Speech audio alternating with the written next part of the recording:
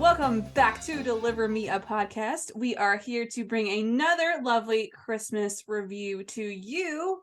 And so we were discussing the other day what movie we want to cover, because obviously we're busy people and cannot cover every single Christmas movie out there. And so I was like, and we've been dealing with a lot of stuff. People have been sick. Yes. Blah blah blah. That flu going around. I tell you what, you guys, it's Yep, it is affecting every family right now. It seems. Knock on wood, has not happened over here yet. So, but I've been exhausted trying to keep it from happening. Yeah. Yeah, and so I had heard really good things about a certain movie called Lights, Camera, Christmas, and I was like, let's cover that one. I've heard good things, and I hadn't even watched it yet. And then within the first 30 minutes, I messaged Kami and was like, we are definitely doing this. I love this movie. I love it. Yes, and so this movie stars Kimberly Sustad, a Hallmark favorite, and John Brotherton, who is new to Hallmark, but most of us have already seen him in Fuller House, so he just blends right into the family. Yeah, absolutely. And okay, can I just start out by saying that I loved him in this role? Yes. He was perfect. He wasn't too arrogant. He was full of himself, but he wasn't overly arrogant. Right. And he was full of himself in that kind of fun way. Yeah. Yeah, he was full of himself, but not overly arrogant. And he was completely smitten, but not in a cheesy way. And he was still a kind person. So put all three of those together and it's great. Yeah, that was one of my initial thoughts watching this, was how perfectly these two were cast into these roles. It was like these roles were made for them. Agreed. And, you know, obviously, we've kind of made our Hallmark super couples. And Kimberly Sustad and Paul Campbell work magic together. And so I thought, seeing her with somebody else in a Christmas movie, what would that do? Far exceeded my expectations, may I just say. Yeah, and one of the things I love about Kimberly is that they tend to cast her into some of these more awkward characters. Very awkward characters. But I love that because it's so real and it's so relatable. Like, we all can relate to those awkward moments where, like, oh gosh, like, why did I just say that? Or like when she like almost runs into the Christmas tree after trying to say something really suave to him. Like, it's just real and it makes it a lot more fun. And I can completely relate to her character in that there are people, famous people, that are just like, who are you? Why should I be impressed? Oh my goodness. My first day on a movie set that has not come out yet, so I can't talk about it. But my first day on the set, the circle of stars, main cast.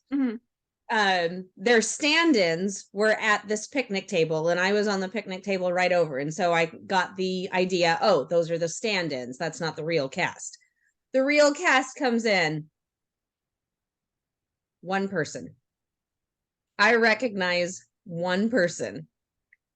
And everybody else, I'm just like, who are you? Who are you? So that would have totally been me.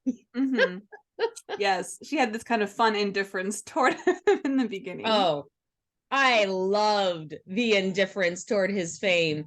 And, you know, that's what I have yet to see a story involving a celebrity where the person playing opposite is a huge fan. Mm-hmm. I mean, are you thinking of any? Because the only ones I can think of are when they've never heard of them, or they are completely indifferent, or they can't stand them. Yeah, I think you're right. It makes for a more fun story. Oh yeah. That, enemies to lovers trope. Right. No, okay. I thought of one. Cinderella Story 2. Selena Gomez and Drew Seeley. She was a fan of his, but she wasn't an overexcited fan. And it was more that she was a fan when she was younger. Mm-hmm. But yeah, Yeah. she was a fan of his. She didn't hate him. Yeah. So there's one. Yeah, we got one. But I like that they made her mom a fan, because that made for another really fun dynamic as well. Yes. To have the mom be like, oh my gosh, and so in love with him. Another thing I also really liked about this movie is that I felt like they were kind of making fun of Christmas movies a bit, like when he was like trying to see if she had seen any of his, and she was like, they all sort of blend together. And I was Oh like, my gosh. like Hallmark was kind of poking fun of itself, and I loved it. It reminded me of the Enchanted vibe, the movie Enchanted with Amy Adams, Mm-hmm. when Disney was kind of poking fun at itself. And I just think that it was a really great thing for Hallmark to do. And when they're filming the Christmas movie, it's all really brightly lit, and they're saying some pretty cheesy lines. That was the reason Will wouldn't come and watch it with me. He said, I'm listening back here and I can't stand it. I'm like, okay, whatever. Yeah. So I definitely agreed. It didn't or it kind of intentionally didn't take itself too seriously. Yeah, that was really, really hysterical, because it showed that, yeah, they know what they're doing, and they know what kind of movies they're making and what kind of movies they're selling. Mm-hmm. And while we're on the topic, can I just say, I was laughing every couple of seconds because of the set environment. Because I've spent a lot of times on TV sets in the last year, and oh my gosh. I mean, I would figure that they would have it down to a T because they're movie people, but they captured it The vibe. well. Just the piling on of paperwork, the having a conversation and then all of a sudden interrupting it happens all the time. Oh my goodness. The production assistants will be giving us instructions of what we need to do as background actors, and then they'll go, oh wait, okay, copy that. Anyway, they're just shoving things into her hands, piling it all on. It was, and just the breakneck speed of making sure everything is running smoothly, and then it all appears perfect on camera. Mm-hmm. It was brilliant. It really was. The one thing that I thought was funny is, how could you tell the prop cameras from the real ones? The prop cameras from the TV cameras, and the prop boom mics from the from the real boom mics. Just like color code them. I'm serious. And Will and I said that it would have been funny if the background actors couldn't tell who the real director was. So you got two people yelling cut. Who do I listen to? Exactly. That was one thing I mean, I'm saying this from the perspective of a background actor, but that was one thing that I thought would have really added a lot, is talking like the director or Jamie, the production assistant, talking to a group of background actors. I just think it would have been funny to and have Brad come up and they all go, oh, and then them trying to be professional because they're not supposed to talk to him, you know. Right. Can't talk to your talent. It would have been funny. It would have been so funny to watch what they did with that show. Yeah. So we also had this, I think they were just separated, the husband and wife. No, they were divorced. Oh, they were divorced. Okay. Yeah, they were actually divorced. What did you think about them? I loved them. Yeah. I loved them. I loved them. I loved them. And I love that actor. Yeah. I'm blanking on his name, but the guy who played Caleb. I know I recognize him, but I don't know from where. Oh, he's everywhere. That's probably why. Yeah, he is everywhere. He's been in a million Hallmark movies. Mm-hmm.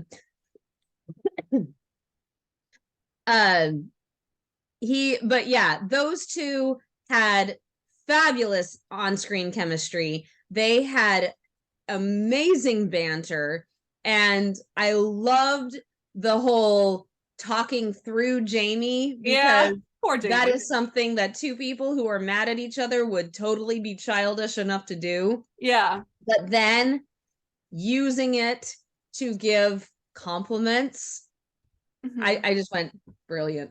Yeah. Brilliant. They were totally ridiculous, but in a fun sort of offbeat way, because I feel that this movie really leaned into a bit of a parody aspect.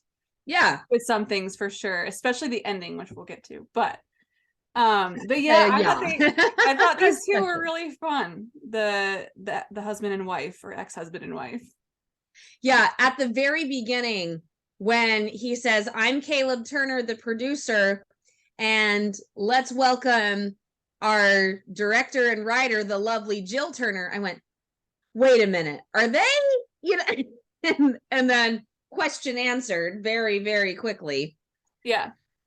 But yeah, I thought that they were brilliant. And then they announced at the wrap party that they're going to get married again. It's like, oh, this is golden. This is golden.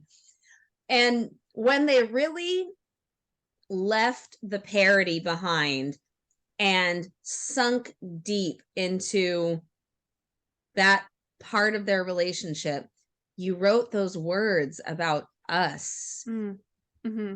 I think it really, really shows how relationships are worth a second try. Mm-hmm. And they're worth not throwing them away right off the bat. Yeah. You know, and the whole, you can do anything as long as the right person is by your side. Mm-hmm. That sentiment is so true. Yeah. That sentiment is so true. And it doesn't have to be in a romantic sense either. Right. When you have somebody by your side who is coaching you, encouraging you, and it's the right person telling you the right kinds of things that you need to hear, it's beautiful and it's priceless. And so, yeah, the two of them, the fact that she wrote that about their relationship, that they would talk about the memories of how good they were together, and then that brought that, and when she would call cut and he would reach for her hand, just complete impulse, and then back away, you know. Yeah. That was beautiful. That was brilliant. Yeah. Just because it takes a long time for instincts like that to go away. Yeah. And so those two, they added so much. Mm-hmm. They added so much to the story overall. They added a lot to the script to beef it up, to not just make it about parody. They added a little bit of comic relief and a little bit of drama. You know, it was great.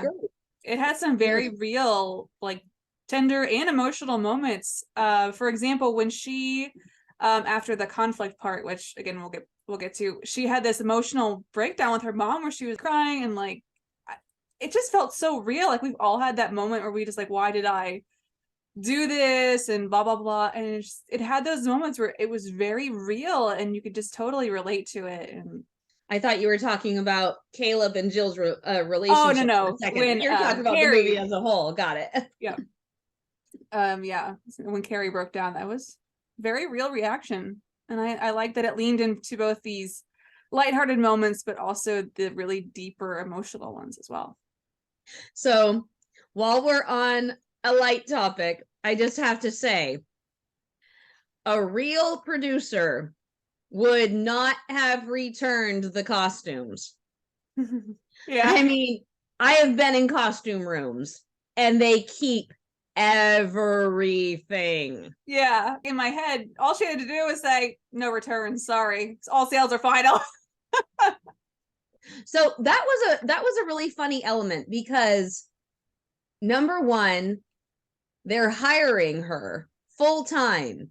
So giving back half the money Merchandise, yeah. Shouldn't be, well, giving back half the money shouldn't be a problem because she's making a daily rate now. Right. And that's something that you don't get when you own a shop. Mm-hmm. But she's the costumer and it's her merchandise. So that was kind of an interesting dynamic. But yeah, I have been in costume shops that have 5 times more stuff than her store. Mm-hmm. And when he says, now that we know the costumes we need for the movie, we might have to return about half of it. I'm like, oh no. Oh no. You never know what's gonna come up. And you never know what you're gonna need for later. And you also never know what you're gonna need for another production. So yeah, and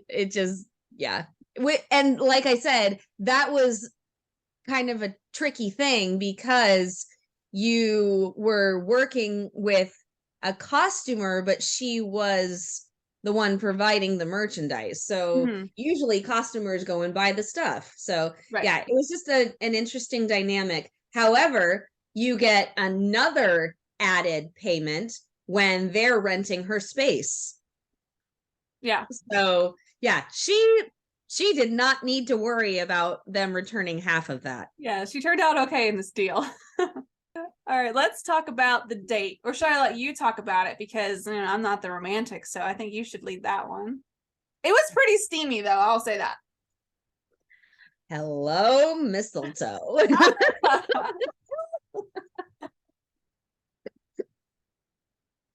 Okay. I will be the first to admit that some TV rom-coms, the kiss is put there as a filler. Mm-hmm. Or if it's one kiss in the last 5 minutes, it's, we haven't had a kiss yet, we have to throw it in. Right. Not with this one. Not this one. Oh my word. That was something that I really loved about the way John Brotherton played this character. He was full of himself. He was famous, a guy at the top of his game. And he fell in love with a temporary costume designer. Yeah. Who didn't even know who he was.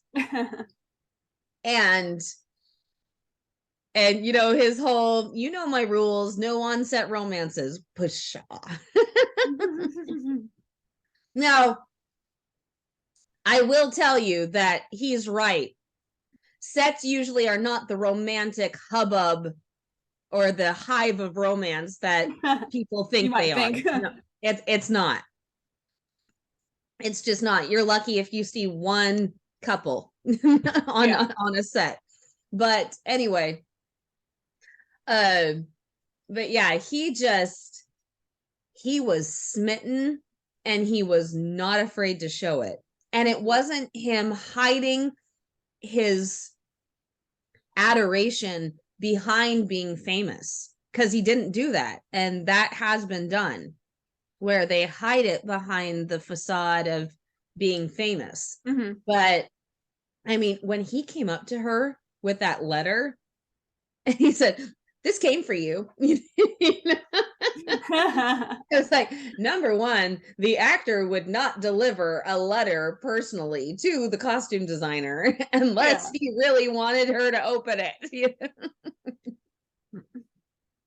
But yeah, that letter moment was the perfect introduction. And how he said, "Well, as much as I love your mom, I want to spend some quality time with her daughter." There were he made no bones about it, you know? And then, to the point. Oh my gosh. And then, okay. I got one word for you. Mood. Holy moly. They weren't afraid to show that it was fabricated, with the fake snow and everything. Yeah. But the mood and the atmosphere, and then the snapping of the fingers, and the music starts up, and then just the way that they were dancing and looking at each other, and she's hesitant to kiss him, but she really, really wants to, and he just moves in, and he isn't pushy about it. He waits for her to be okay with it. And oh wow. You need a fan. Not a mop, a fan. I'm getting a little warm in here. little warm. Yeah, it was pretty steamy. I think a fan may fan the flames, if you will. So maybe we need a fire hose.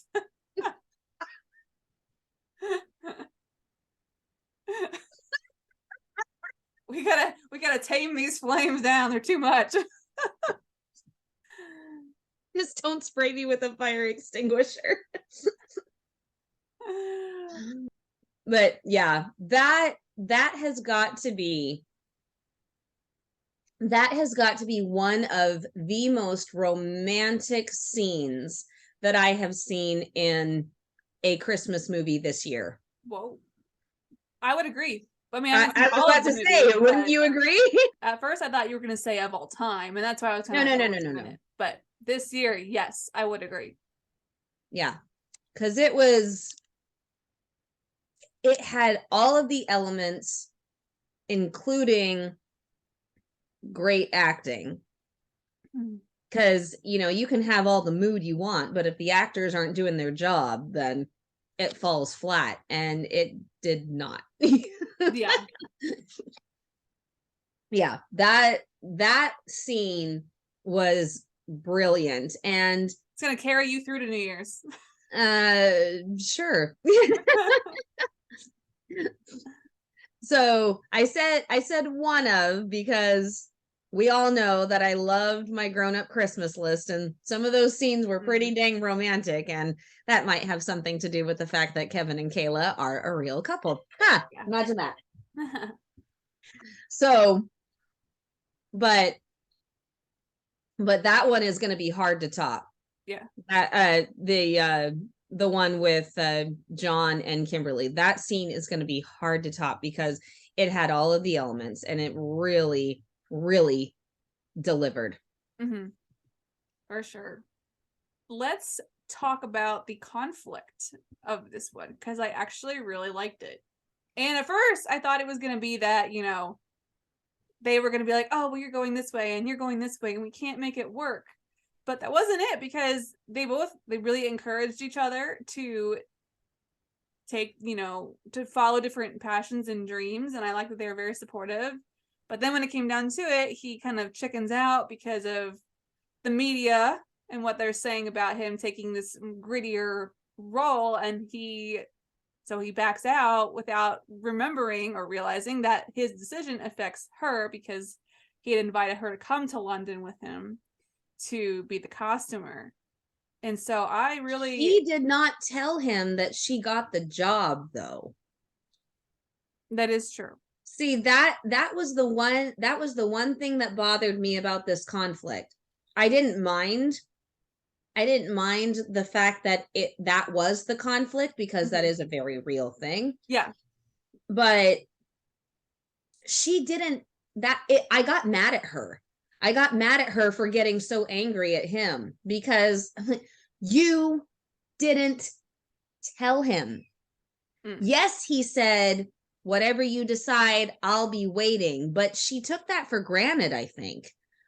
You know, she didn't tell him that she had gotten the job offer and that she had turned it down, and that she was going to turn it down because she was taking the job to be his costume designer.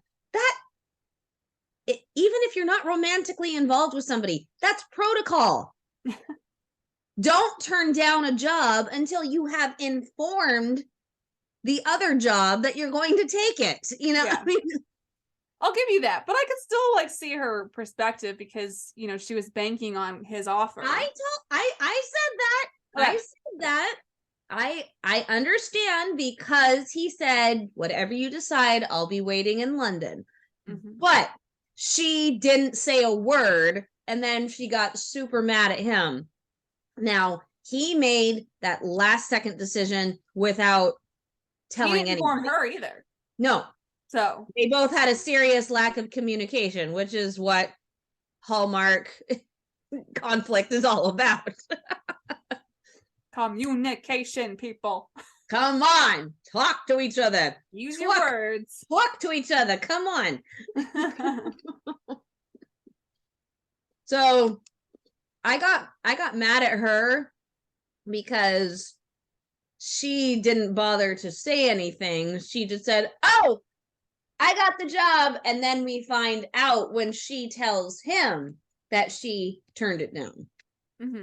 So yeah, that was a no-no. But him just saying to nobody, and then it leaks out that he has turned down the movie. Yeah, that was a no-no as well. Right.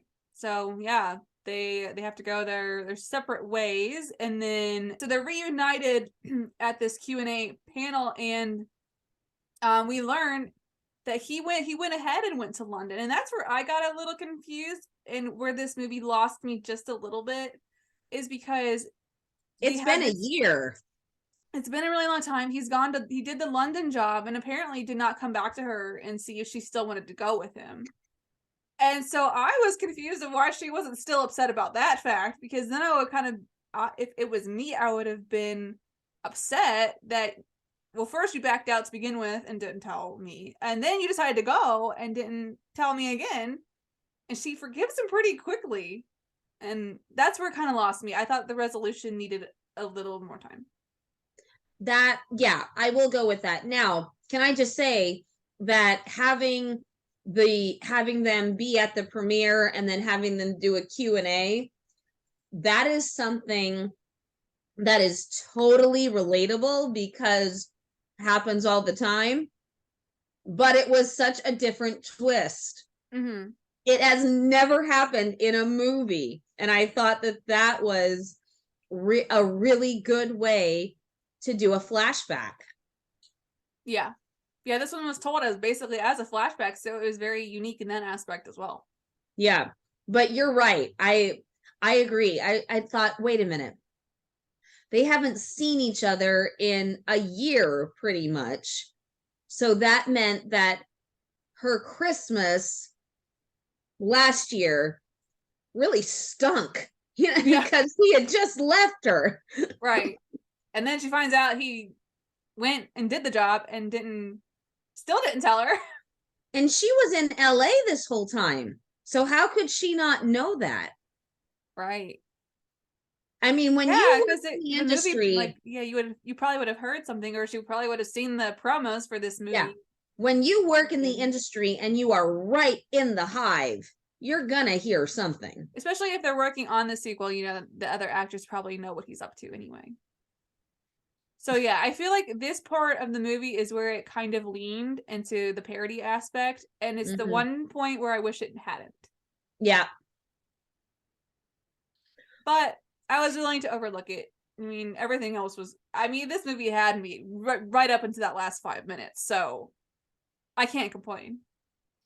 And you know, sometimes movies, when they have me the whole time and then they lose me in the last 5 minutes, it's big enough that they've lost me on the movie.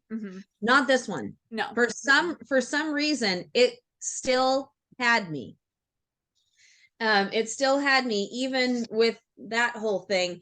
I think we kind of forget, because they're there, I think we forget how much of a time jump. Right. I think we forget how much of a time jump it was, because they're right there talking about it right now.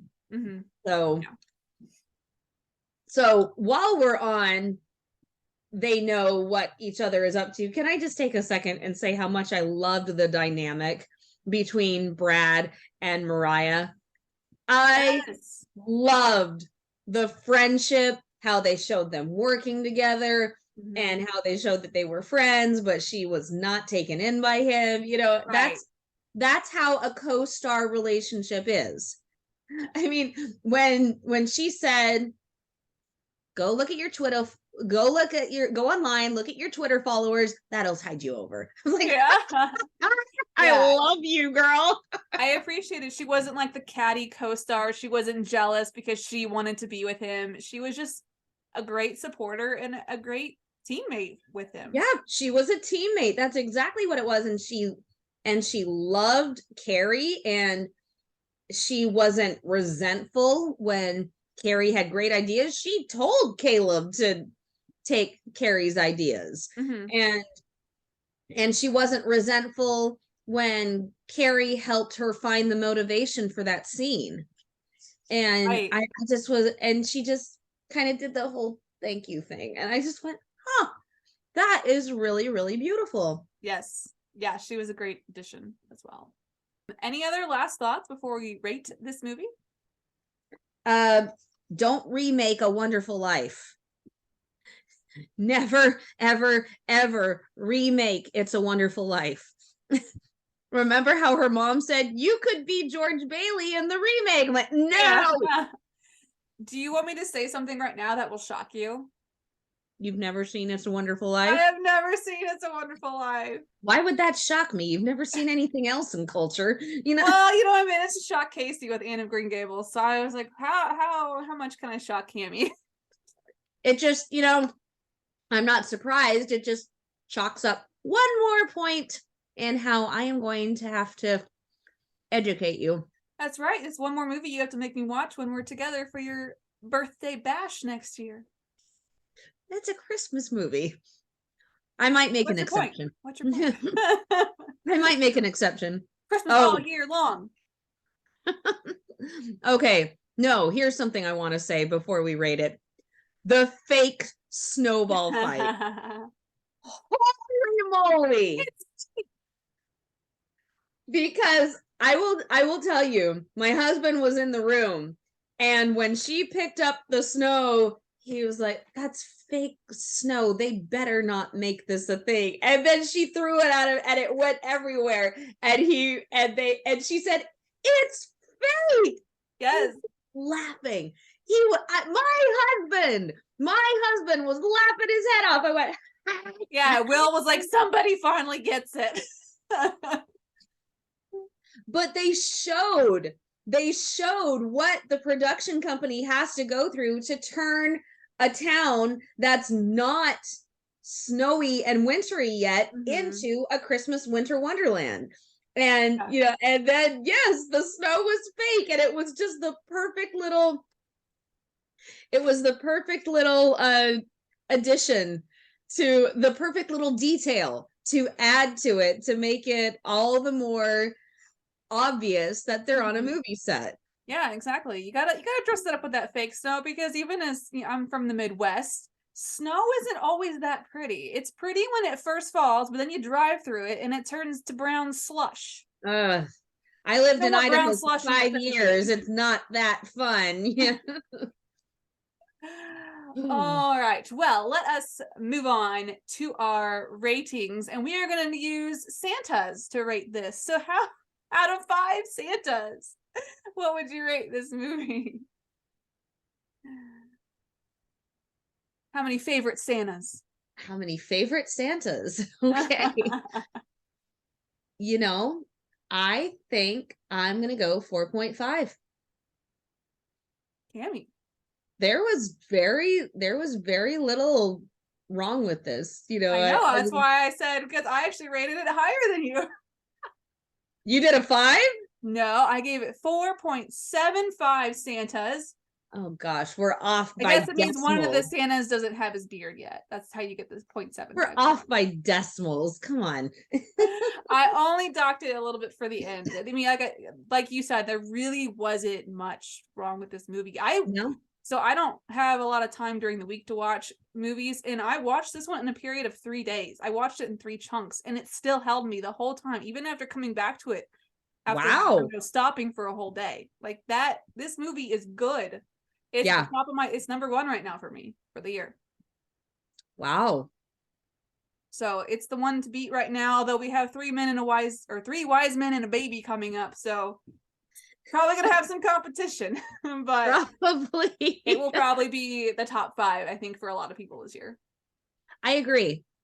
It was classic enough, but there were twists. Mm-hmm. This was a really, really awesome movie. Job well done. Job well done, everybody.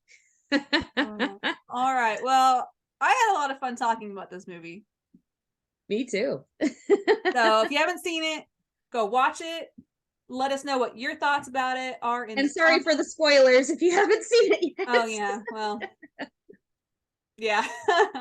And I think our next review that we'll be bringing to you is going to be 3 Wise Men and a Baby, which I cannot wait for. Every time I see the promo, I'm like, is it time? Is it time? My kids, my girls are excited for this movie. So, yeah. It's just going to be fun. I mean, 3 men, a little baby. Well, I don't know if you know about the old movie from the 80s. Do you? Kami, who are you talking to right now? Right. But why are you even asking? But you've never even heard of this concept of 3 men taking care of a baby? Yes. Not specifically, I guess, to a specific movie. Okay. What am I missing? Oh my goodness. That's where this whole thing came from. I have absolutely no doubt. That's where this whole thing came from. Are you going to tell me the or am I supposed to guess? It's called 3 Men and a Baby. Oh. Yes, it's called 3 Men and a Little Baby, I think. And it has Tom Selleck. You know who that is. Yes, I watched Friends. Come on. I know who Tom Selleck is. Friends. He plays Richard in Friends. I never saw Friends, remember? I don't know who. I know. This is the one that I get to give you crap for. Right.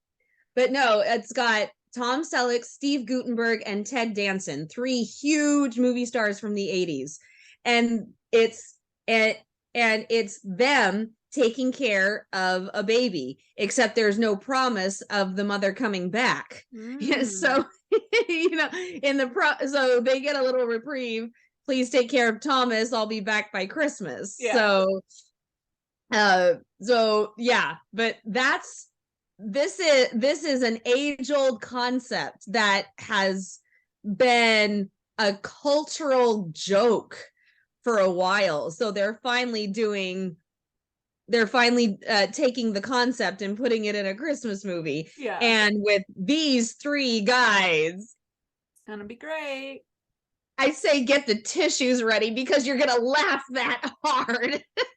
I agree. Oh, well, we can't wait to watch it and to talk about it.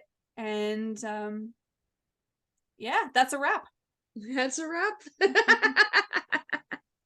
Bye, everybody. We will see you next time. Bye, everybody.